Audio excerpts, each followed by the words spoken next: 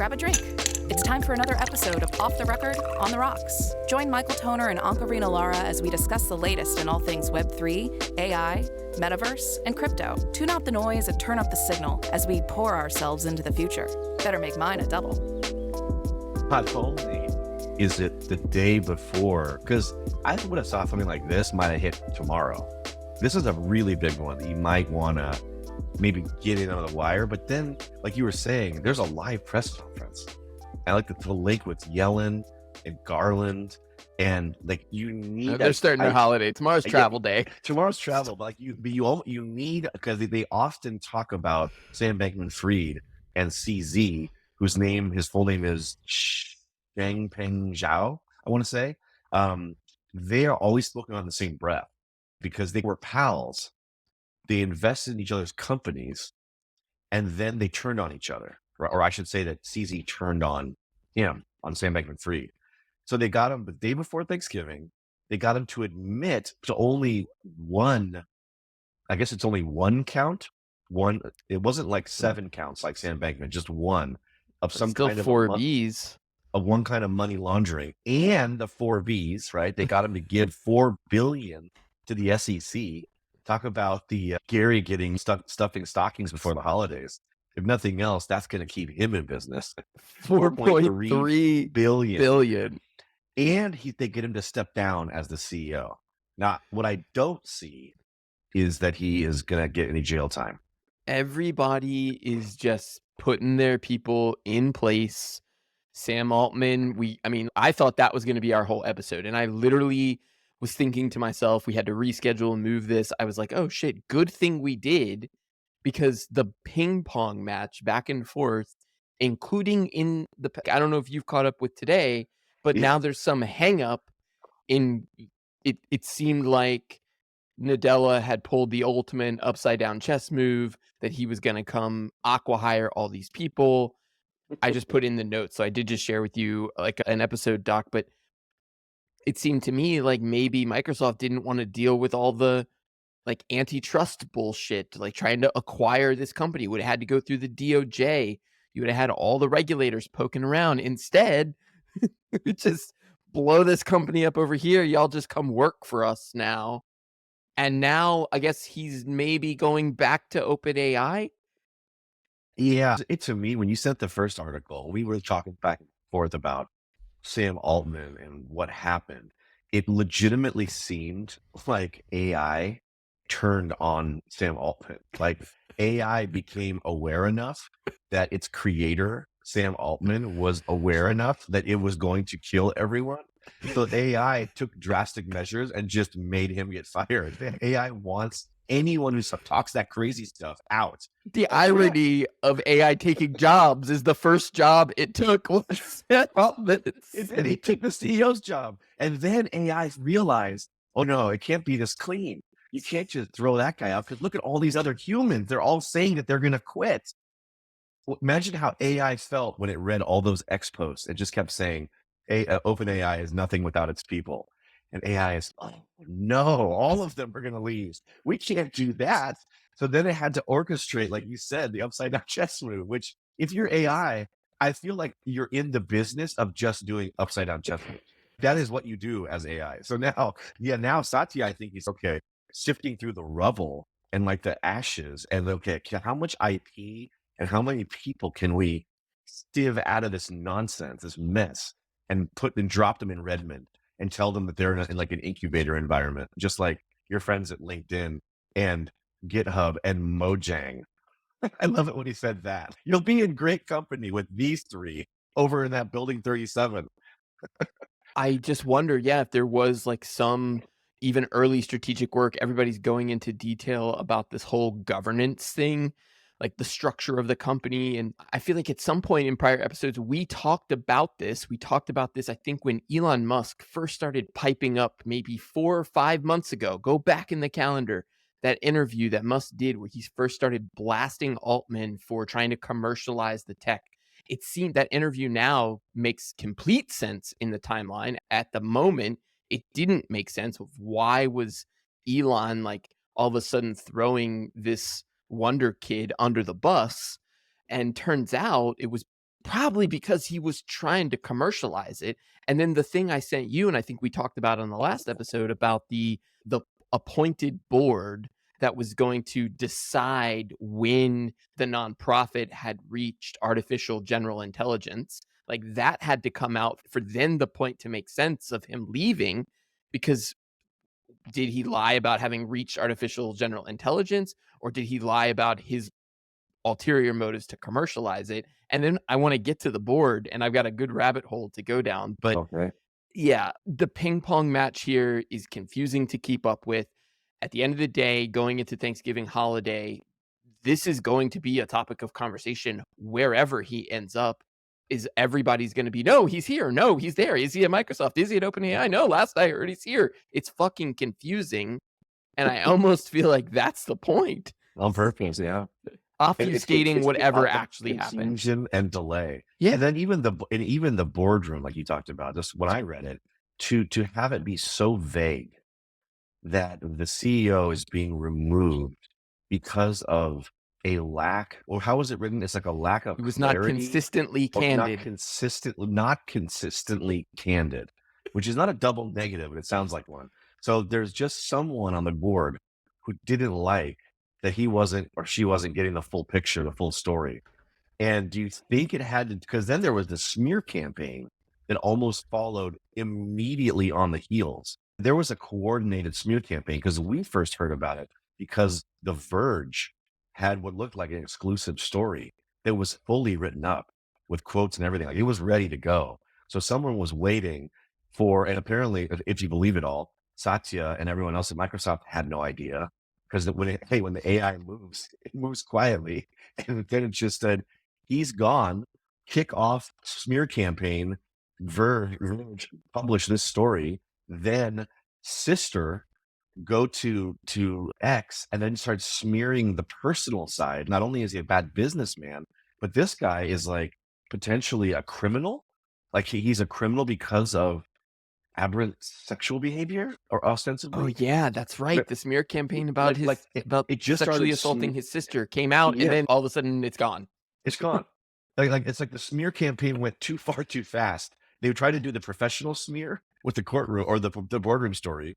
That was the Verge article, and then the sister comes piling on with this kind of very salacious, like in just a few posts. It was like, hey all, this is a post about like adult stuff, and the next post is bam. You're like, whoa, you were just waiting for the Verge article to come out to build up the courage to just post this about your brother, and then it just went away.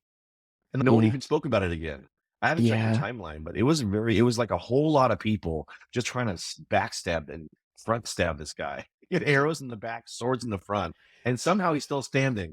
And he's got 700 or 800 people signing this letter saying that they're going to go with him wherever he goes, which is also crazy to think like that could have been orchestrated, that could have been planned, that under that corporate governance, he could have been grooming these people to stick with him. Hey, look, some crazy stuff's going to go down. When it does, stick with me. Trust me. I got you.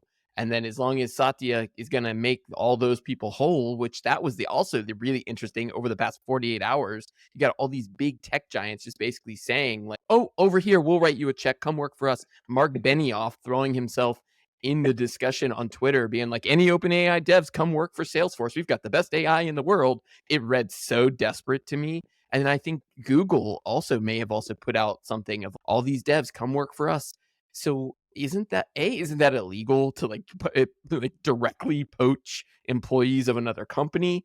No, it's not illegal. Actually, it's totally legal. In California, especially, it's an at-will state. I just don't think we've ever seen anyone so publicly announce in your it like face. that. But you can post a job rec site and just say, hey, we got 10 recs. And people are usually a little more, I don't know, considerate. But in this case, like you were saying, it comes on the heels too. I don't know if you saw, but I want to say Google Bard is Bard, right? That's their Bard. AI. And there's another one I read that I hadn't heard of that had another kind of cute name like that, where they were saying they were just shutting it down. There's winnowing areas of it and focusing. I feel like if you get like the early Thanksgiving present, that there are 700 devs like running around with their heads cut off like a bunch of chickens. Yeah, you'd start trying to, let's come over here, guys. We got cash. I'm surprised Amazon wasn't swooping in with their big checks, but and like you said, it's weird and cultish Altman already looks like a cult leader. He has that insane stare. If you ever look at him, he has these big, wide open eyes. He sees the future and he knows the AI is coming.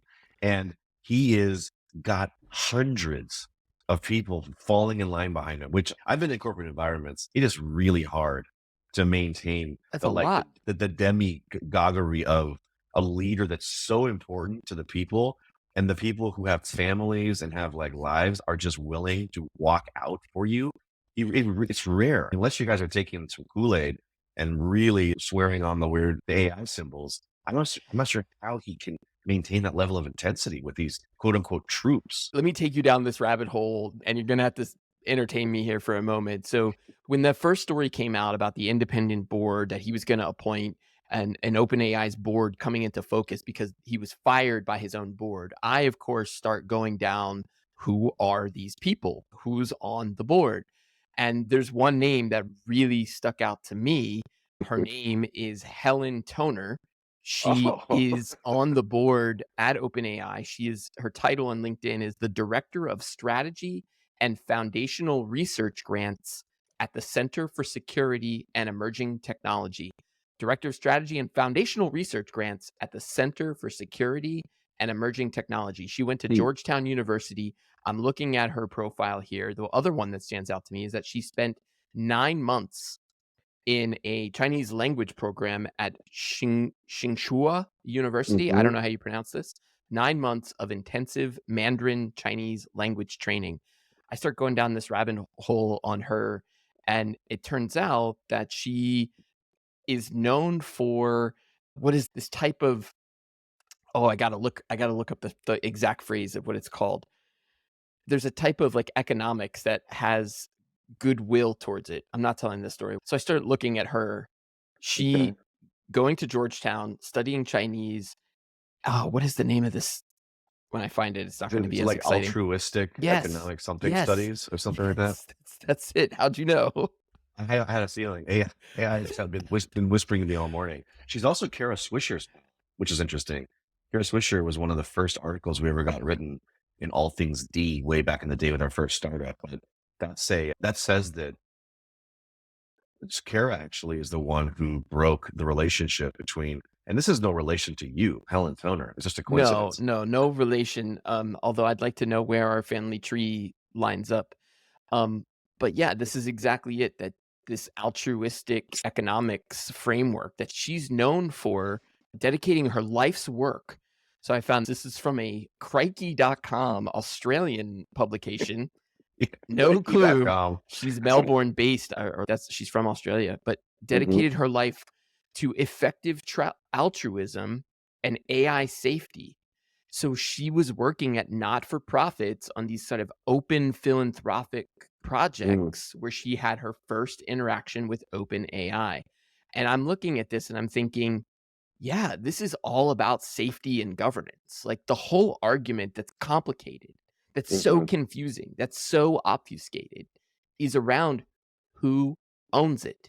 Who owns the artificial general intelligence? And we talk so much here on the show about this changing definition of ownership. And we talk about AI as this master solution for regulating of financial markets. It's interesting to me that she shows up, some deal gets done with Biden that says we aren't going to let the AI drop the nuclear bombs, right? That was the baseline agreement that came out. We didn't even start the show talking about the full Xi Jinping trip, right? So that's now old news. It got done. We're not going to let the AI decide when to drop the atomic bomb. We're not going to let it make military decisions. And they talked about the military, they talked about healthcare, and they talked about the financial markets. So if all of a sudden you've got this artificial general intelligence that can be the super regulator, then you need Xi to leave. You need to put CZ in jail. You need OpenAI to be controlled by some governmental apparatus, aka Microsoft. Yeah, I mean, Microsoft is about as close as you can get to the U.S. government and private company. They love regulation. Yes, and the moment you put CZ in a $4.3 billion fine, doesn't that just set the Thanksgiving dinner table for Blackrock ETF? Because now all the institutional guys are going to feel really comfortable. We got it all solved. We got the master regulator. We got all the bad guys gone.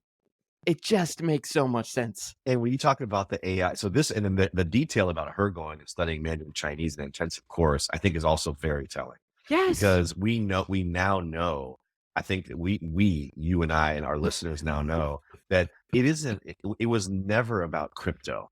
This is what Gary tipped. He was trying to get the message across, but he couldn't articulate in a way that made any sense.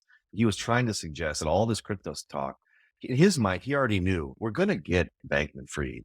We're going to get CZ. It's just a matter of time. We're going to get him. Oh, but he's in the Caymans and he's only in Singapore. So no, we're the government. We're going to get him. We're going to get him before Thanksgiving. So just talking about that. What we need to start talking about is AI. He keeps forgetting, God, everyone want to talk to him about his Bitcoin wallet. And it was, guys, like, this is not important.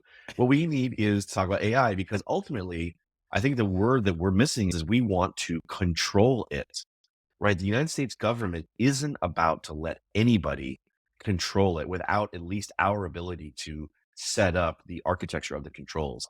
So clearly, Russia and other big countries that are not China do not have a seat at the table. In fact, Russia's military may in fact be run by AI at some point. But China and the US, as the two big ones, have said, we're now the superpowers. Remember, China traveled to BRICS. China traveled to the G6 and didn't show up. They were physically there and he's just missed it.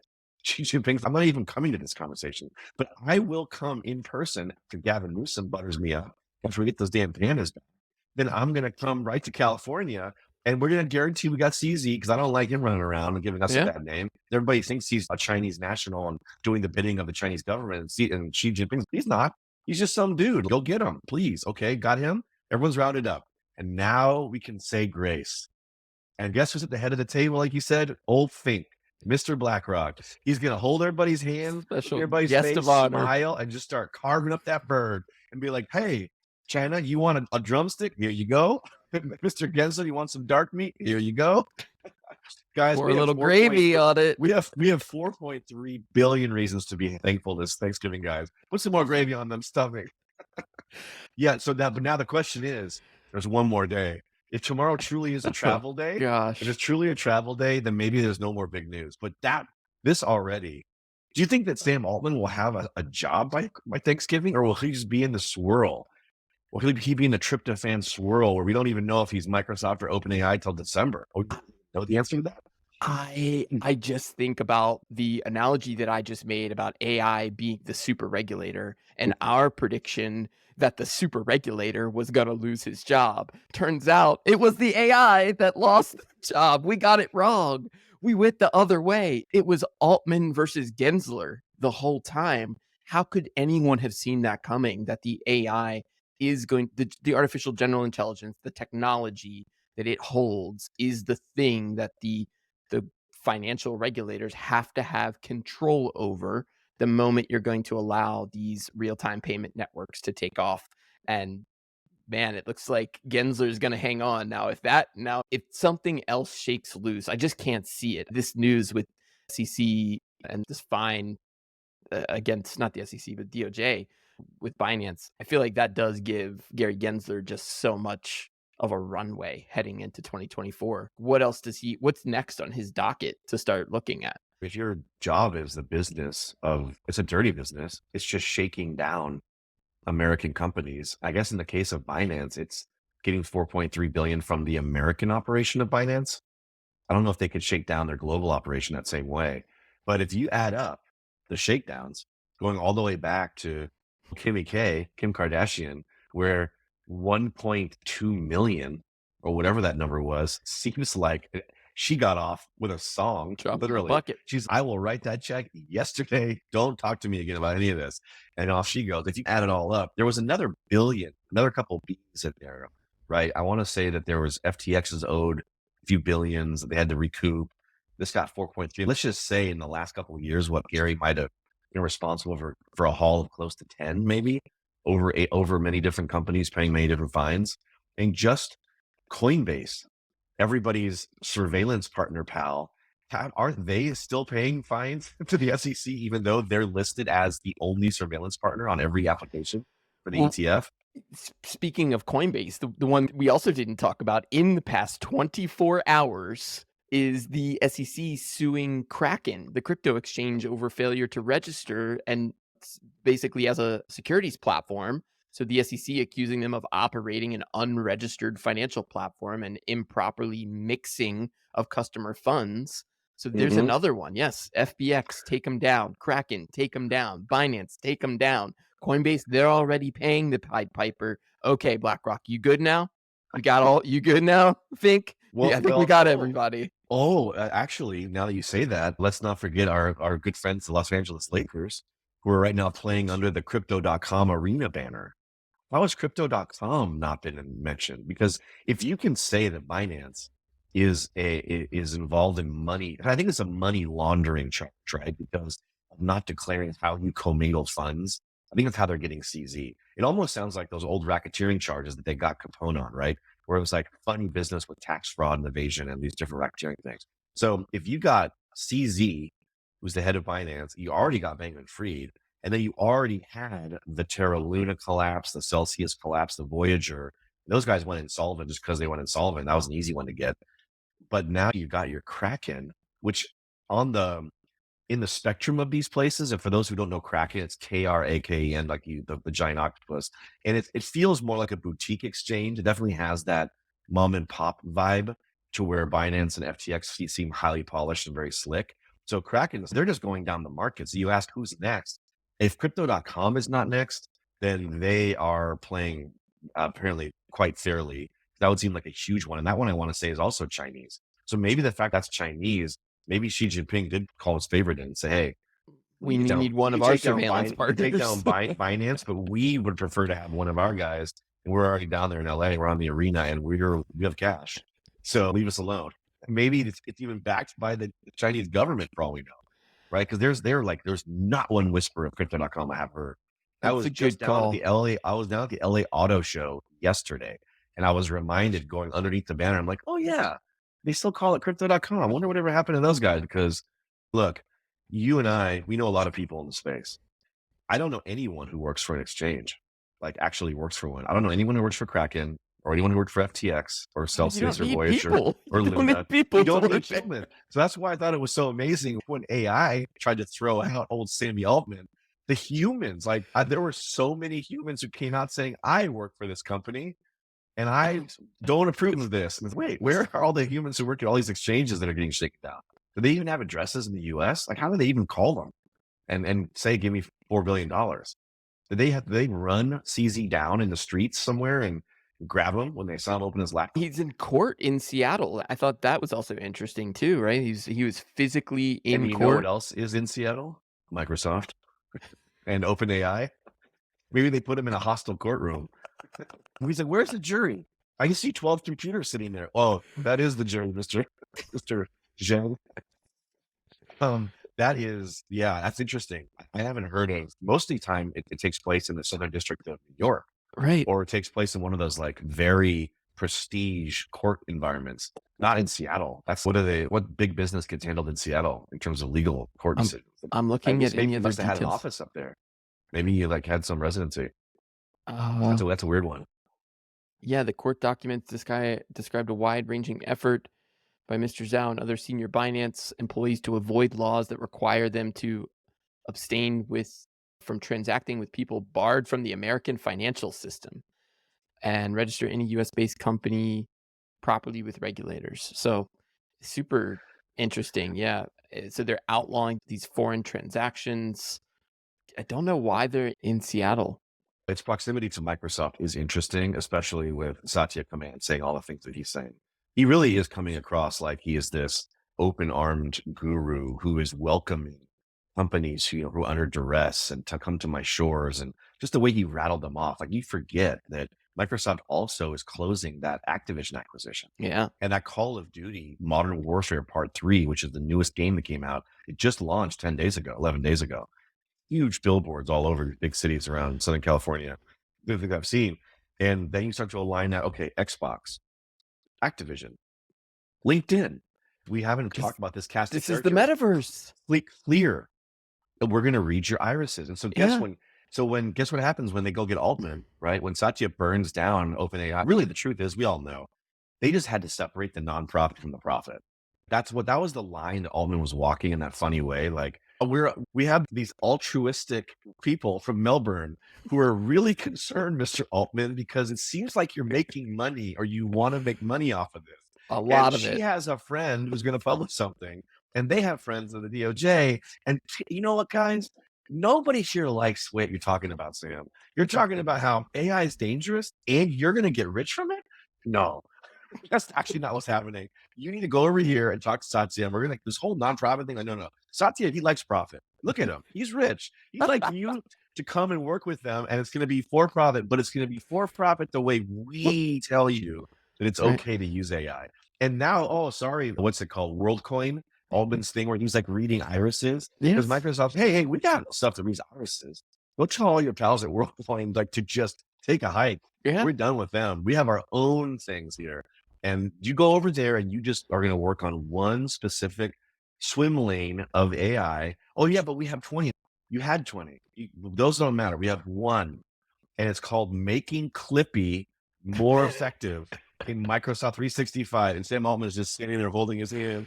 He's holding his head in his hands like, oh my God, all my efforts. And now I'm just making Clippy blink nicer when Back he's to happy. Clippy. All roads go back to Clippy. It is Think about just how your life would feel if they would. It's great. They're going to give you all this money. You did it. You should retire. No, I really want to work towards this AI. Okay, you have to sit in a cubicle in Building 37 in the rain, and you're going to work on a better assistant for your spreadsheets. Because that's what we, Microsoft, need you, Sam, to do. Yeah. And you can't go do it yourself because we're going to arrest you if you do.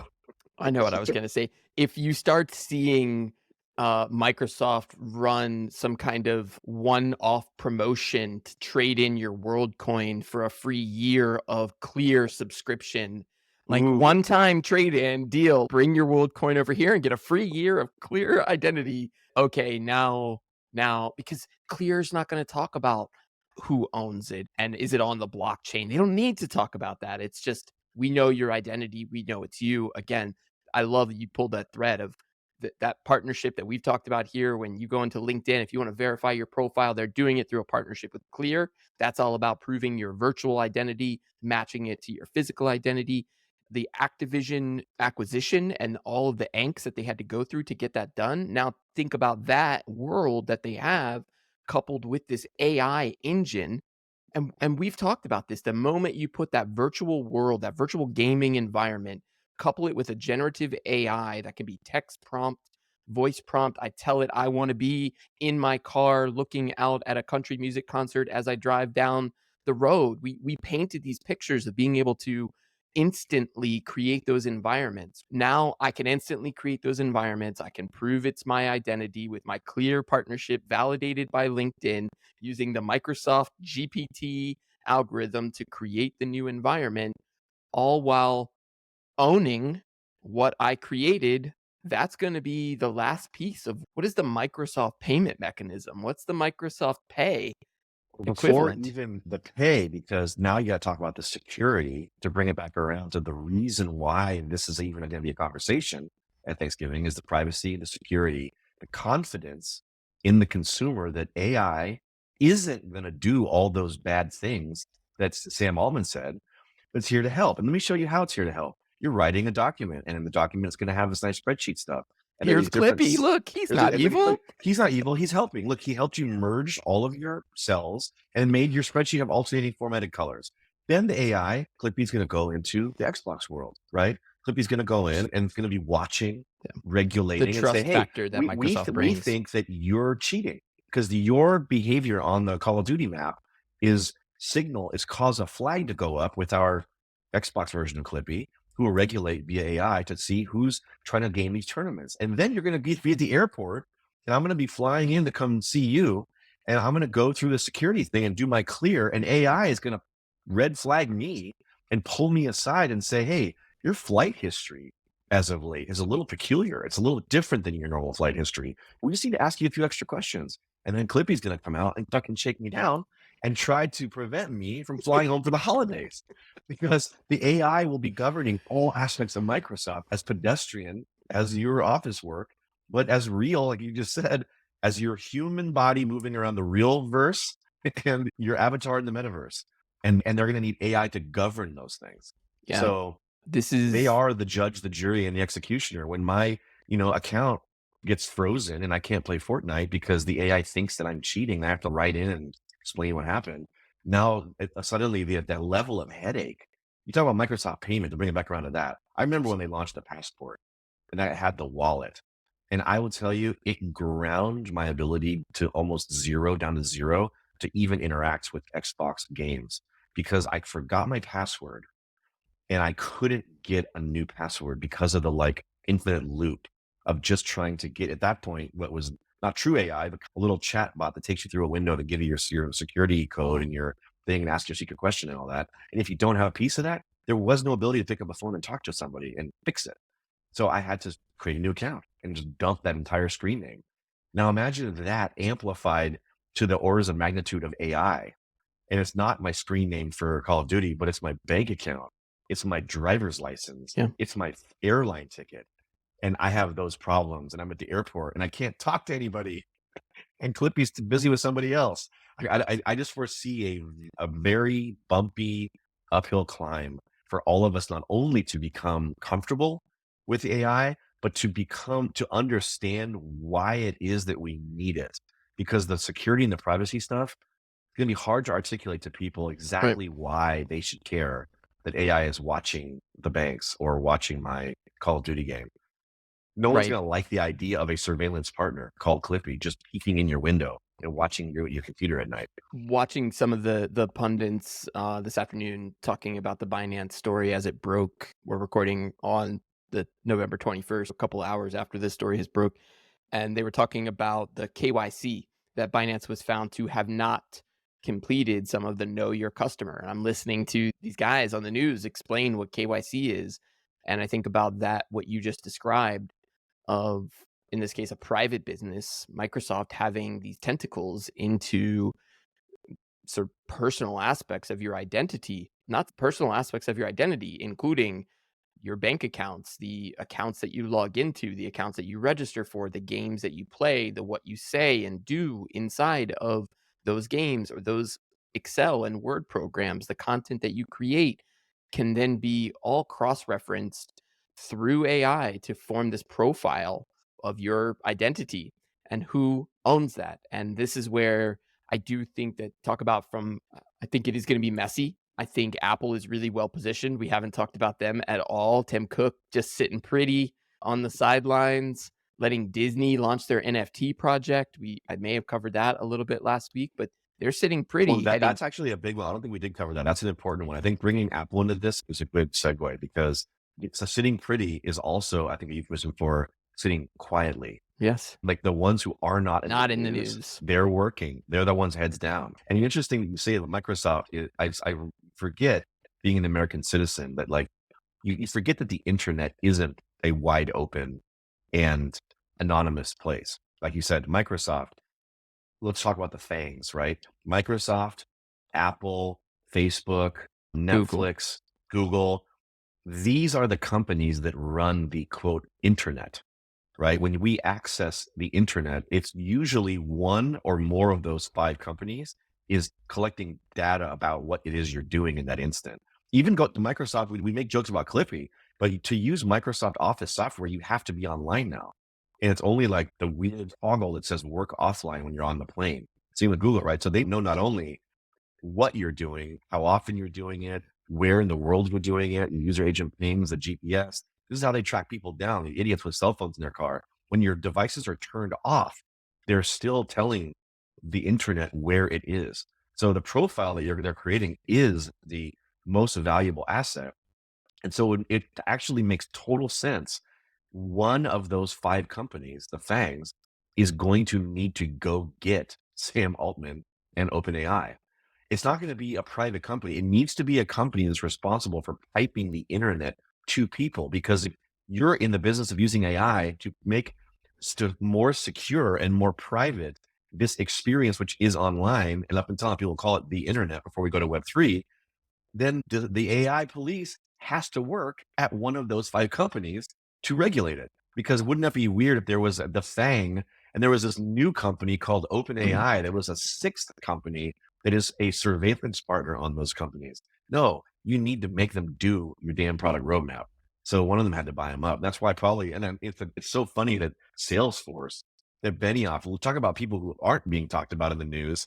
Benioff just screaming from his giant silver tower that's empty in San Francisco, we need butts and chairs. Anybody sit up here and pretend you're a dev. We still sell stuff. We still sell stuff. Mostly CRMs. Remember when we said no software? We didn't mean it. We are totally about software. Come on. So yeah, I think that's really interesting. And Apple, like, you know about this one. I mean, this is like a one more thing, I feel like, that got brushed under the rug, because this was an acquisition or a partnership of a major NFT platform. What, Just a partnership. Yeah. So and they're gonna make the Mickey NFTs. Is that what we're saying? Exactly. Yeah. I don't have the article handy, but Disney launching as part of their Disney Pinnacle, teaming up with NBA Top Shot creator Dapper Labs. So it wasn't an acquisition, but Dapper Labs, we know, did really well with NBA Top Shot for a new NFT effort focused on trading collectible pins. I love that it was called Disney Pinnacle, and they're calling them digital pins. Disney's known for its pins. People collect the little figures, and they're doing it as part of their 100th anniversary, launching this using their IP to create an NFT collection. I think it's pretty smart. There are big Disney fans out there. You can join the wait list at disneypinnacle.com. Not sponsored, but you're right. Those pins, look, I was at the parks not too long ago, and it is a thing. Like, I don't think I really appreciated how intense the physical pin collector community is. And the way it works, for those of you who don't know, is there are these pins that are almost like brooches. They're pretty good sized, and they literally pin through your clothes, like as if you would pin something on someone's lapel. And they have a sharp point in the whole thing. And there's tons of them, and there's some that are rarer than others. And there are specific times around the holidays, I think, if you go now, where you can bring your pins in and you wear them to show it off. And then you go to the booth area where they have which I guess we'll call a Pinnacle now, but the pin area. And there are other Disney fans, and people will trade. It's like a peer-to-peer physical pin marketplace. So this will now create maybe a peer-to-peer virtual pin marketplace. And if you buy the new Tinkerbell, and maybe you got the little animated thing, and hey, maybe when the AR goggles, remember one more thing, if you put on the Apple Vision Pros, there's all my collectibles. And I look at your sash, I actually see animated little Mickeys and Minnies and everything, because in the virtual world, those are all animating jumping off of your clothes. It's going to be an AR. Disney's going to nail that AR experience. But with the pins by themselves, if those are enabled, those ghosted QR codes in the back of the paint where you can't see it, but the computer can, it's pretty damn cool. They do a lot of that in the park with these secret areas. You come near them and little things will animate in the painting because you're the right person or whatever. Yeah. Look, but they're worth billions. They're the only logical. I would have thought, hey, it's either Yuga Labs who do the Bored Apes or Dapper Labs, Top Shot. But I guess Dapper Labs, they show scale, right? They're the ones who can move pins.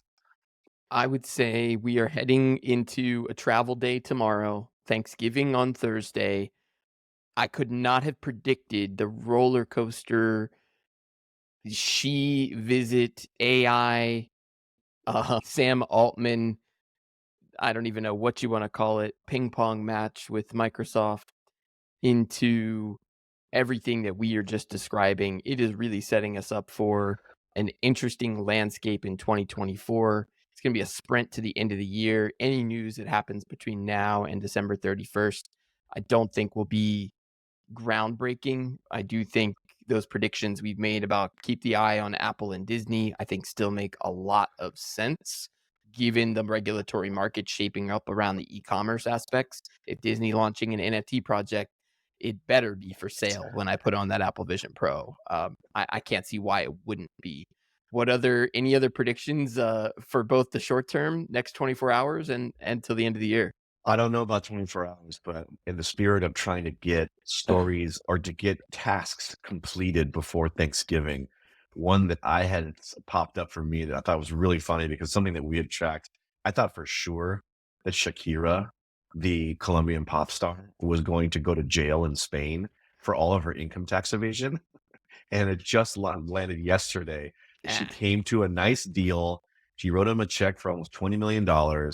She figured out some way to negotiate being not in jail but paying them the cost of having her in jail over a month for some number of years. So she not only had to write in the one big check, they basically figured out a way to make Shakira into a subscription service for Spain. They said, you have to pay an entrance fee of about 17.5 million, and then you got to pay a recurring monthly membership fee to not be in Not our be in jail. jail. And then she got to leave. So All right. Shakira is free. She got home for the holidays. And she looks like a big bird to me. So I thought that was a kind of funny one. Sounds And like a then new governance structure for sending people to jail. I realized, because when you have to, like, when you're talking about extraditing people, they're not even a citizen, but they were doing business there and they had residence, and then they realized, oh, we can just, extort this person who was doing us dirty for a long time, and we'll let you free. But hey, it doesn't come cheap. For me, for predictions, I want to believe that a few more countries are going to come out publicly between now and the end of the year and talk about their excitement for either Bitcoin, their cryptocurrency, the new ETFs. I think we're just at the beginning, right? Because for a period of time, there was a flurry, Bitcoin and Ethereum ETFs available in Europe, in Hong Kong. Like the world is getting them. We don't have them yet. Argentina, a new president was just elected. His name is Javier Milei, and he is hyper pro Bitcoin. The news just dropped that he was elected. He even went so far to say out loud that central banks are a scam, which, if you're someone who is comfortable saying something like that out loud, either you're in on it, like you're either like part of the movement and you're like got the okay to say it, or you're an absolute idiot and you're literally not going to make it alive at the end of the year, because central banks do not mess around. We all know, we talk about wars being waged because of banks and oil. So this guy coming out and just saying the banks are the problem and we're going all Bitcoin, he's going to run Argentina. I have some Argentinian friends and we're like, yeah, I don't know. It's a lot of big word, big talk, kind of stuff that makes people have accidents. So let's hope that nothing bad happens to him. He seems like a really good guy. And we have all these other countries that could follow suit. Because remember, up until now, we're just talking a couple in Central America, right? We're talking the Bitcoin beach and the Bitcoin volcanoes, and we're talking about El Salvador. Argentina is pretty good size coming in. All we need is like a Brazil. I'm sure Brazil already loves it, but a couple others. Maybe Mexico comes out and talks about how pro Bitcoin they are. Once there's Or China. China, a good global drumbeat of pro, because remember, AI is what we're talking about now. That's what We worried have about. the tools now to regulate it. But we That would just be the need story. more crypto and more money. That's all fine. That's just Yeah. software. That's just Real-time payments. money. That's just money. We need something over here to govern it. So I feel like we're going to see a little bit more people feeling more comfortable coming on board and saying we are pro crypto, because it's okay to do that now.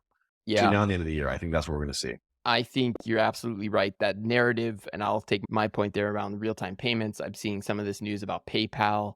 We didn't get to this, but the now having to report those peer-to-peer payments, they're going to delay that. They're going to set the threshold much higher, I think at $5,000 as opposed to $600, but they're still going to, in 2025, you are not going to be able to pay somebody on PayPal, and they're just going to line up that kind of detailed, granular micro transactions that we can now monitor because we have the tools to do, and we don't need to hire millions of people at the IRS to do it.